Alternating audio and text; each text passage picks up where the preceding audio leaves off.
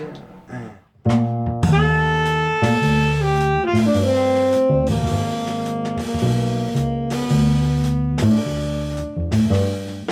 You could watch a bass player playing and it's, oh, he's just going boom, boom, boom, right? You know, boom, boom, boom is the story of my life. People see you walking down the street, they go, hey, bass, boom, boom, boom, right? Yeah, yeah, boom, boom, boom.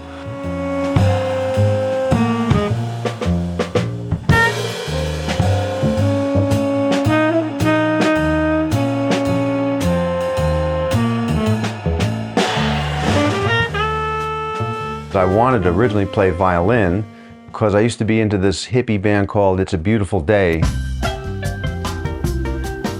from the 60s, this San Francisco band, and they had a lead violinist and I was totally into it. And I wanted to play violin, but my mother said, I don't want to listen to you learn how to play violin. Play bass, it's quieter.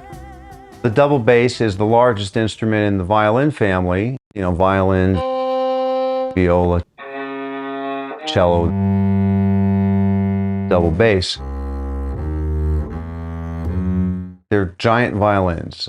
You have to approach it a little differently because it's bigger than you, and if you try to fight it, it will always win. When I went to college, I went to Berklee College of Music in Boston and started getting into local gigs right away.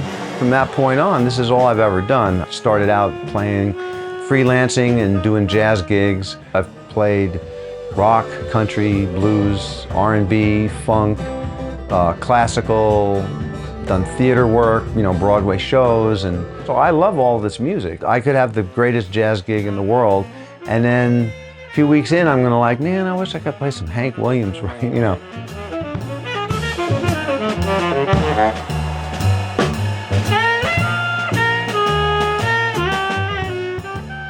I supplement that teaching bass.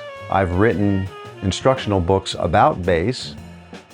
Different frequencies affect the body in different ways. The root chakra, which is, you know, down here, is affected by low frequencies. And that's part of like the primal thing of like when low bass, it makes people want to dance, it makes people want to move. You have to train yourself to listen for the bass. It's sort of almost developing the ability to screen out everything on top and just focus down there where the bass is functioning to really get a sense of what they're doing. If you've ever laid tile, you spread the adhesive down on the floor and then you put the tiles on top and the thin set holds the tiles together, and that's what my job is. Everyone else in the band is a tile and I'm the glue underneath them keeping it together. You know, without it, the tiles just slip all over the place. There was a period of time where I was on the road with one band for 8 years. I toured with the Mavericks, and they were known as a country group. The gig with the Mavericks was a situation where, you know, as a musician, you're not really exerting any kind of musical influence or personality. There's a job to do. It's set. This is what you do. This is the gig, and you do that.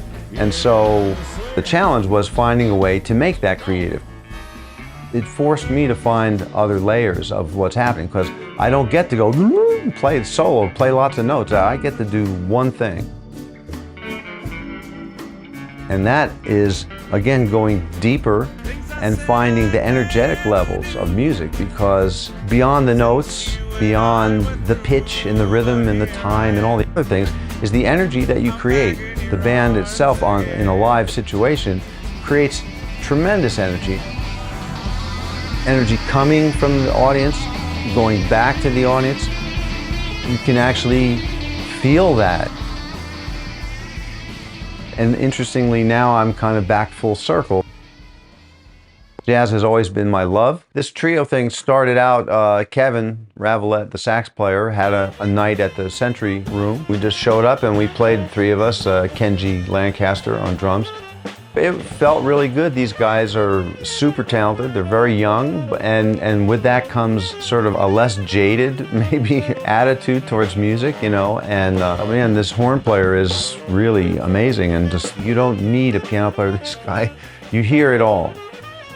One of the things I love about playing without a piano player or without a guitar player, because between just the bass and the saxophone, you have two people that understand harmony. They're going to naturally create that, by themselves. With that and the melody, you really have all you need. One of the first records I can think of is Sonny Rollins' Way Out West. And it was just Sonny Rollins, bass and drums. And at the time, that was, kind of like, what? Because, what, there's no piano player? And of course, Coltrane and lots of players, the Jerry Mulligan, Chet Baker quartet. The freedom of that environment is really nice. The Oscar Pettiford piece is called Tricrotism. It's like one of his landmark tunes. If you're going to be a serious jazz upright player, this is one of the tunes you got to deal with.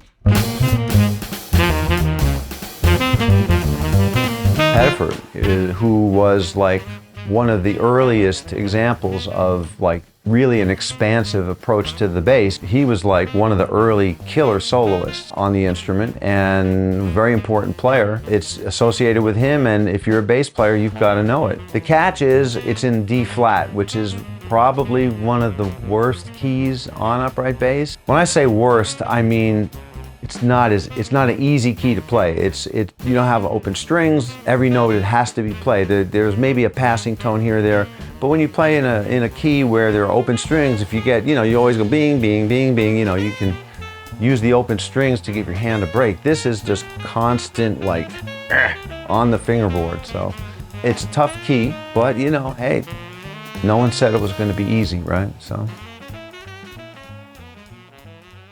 The Wayne Shorter piece is called Fifi Fum. It's got a haunting sort of melody. It's got a bluesy element to it, even though it's very expansive. Wayne Shorter is known for revolutionizing modern jazz harmony with his compositions.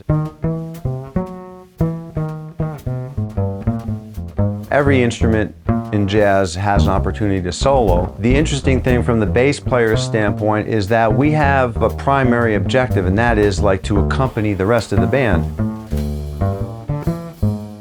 But as a soloist, now you have to step out and find a way to develop a language for yourself and a voice. When I go out to a musical situation, like a jazz situation, and I know I'm going to be soloing, there's a level of excitement because I know, I'm going to get my opportunity, but also there's a little trepidation like, am I going to, how's this going to come out? Is it going to work? Is it not going to work?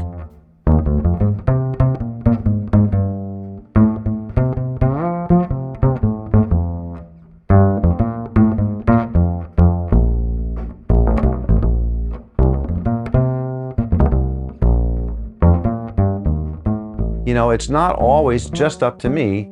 I myself have what I do, but it's always in context. And so the context has to support me while I'm trying to do my thing, the same way I support everyone else when they're doing their thing.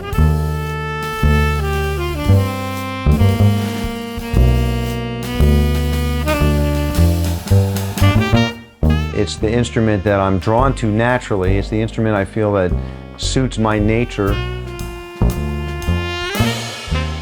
It's a universal instrument that is needed in virtually every type of music.